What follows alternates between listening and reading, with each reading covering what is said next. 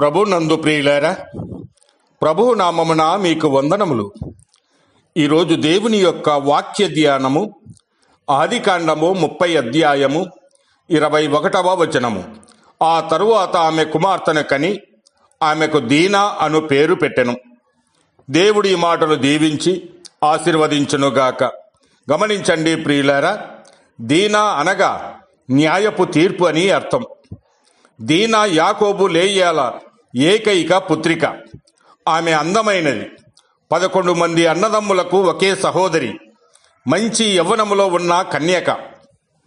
దేవుడు తనకు క్షేమము కలగజేసినని గుర్తించిన యాకోబు బేతేలుకు పోకుండా కనాను దేశములో షెకెమని ఊరికి వచ్చి ఆ ఊరి ముందర ఒక గుడారము వేసి ఒక బలిపీఠము కట్టించెను.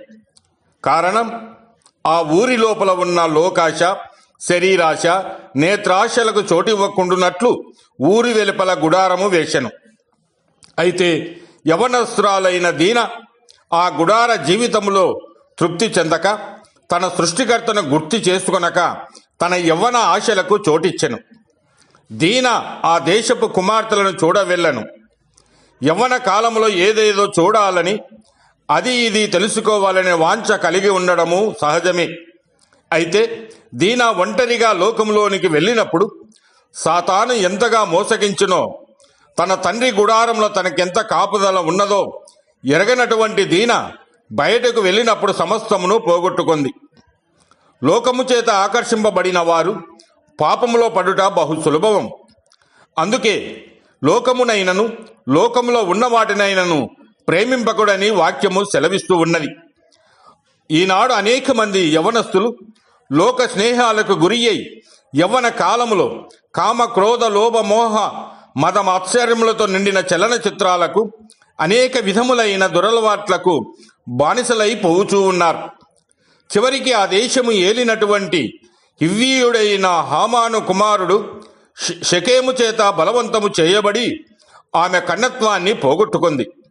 అయితే ఆ అవమానముతో కృంగిపోయినటువంటి దీన తన ఇంటికి తిరిగి రాలేక, తన తల్లిదండ్రుల ముఖము చూడలేక అక్కడే ఉండిపోయింది. ఆమె సహోదరులైనటువంటి షిమ్యోను, లేవీయులు కోపముతో నిండిపోయిరి. దేవుని నిబంధన ఏర్పరిచిన సున్నతిని వారు కక్షలను తీర్చుకున్నకు సాధనముగా వాడి తమ సహోదరుని చెరిపినందున ఆ ఊరిలోని ప్రతి పురుషుణ్ణి, షెకెముని చంపి దీనాను ఇంటికి తీసుకుని పోయిరి. గమనించండి ప్రియులర, దీన లోకాశలకు చోటిచ్చినందున తన్ను తాను నాశనము చేసుకొనుకుంటే కాక తన తల్లిదండ్రులకెంతో దుఃఖాన్ని, అవమానాన్ని కలగజేసింది. అంత మాత్రమే కాకుండా తన సహోదరులు అంతకులుగా మారటకు కారణమైంది. కనుక ప్రియులారా, మీరు ప్రభువునందు మీ తల్లిదండ్రులకు విధేయులై ఉండుడి. దేవుడు మిమ్మల్ని దీవించి ఆశీర్వదించునుగాక.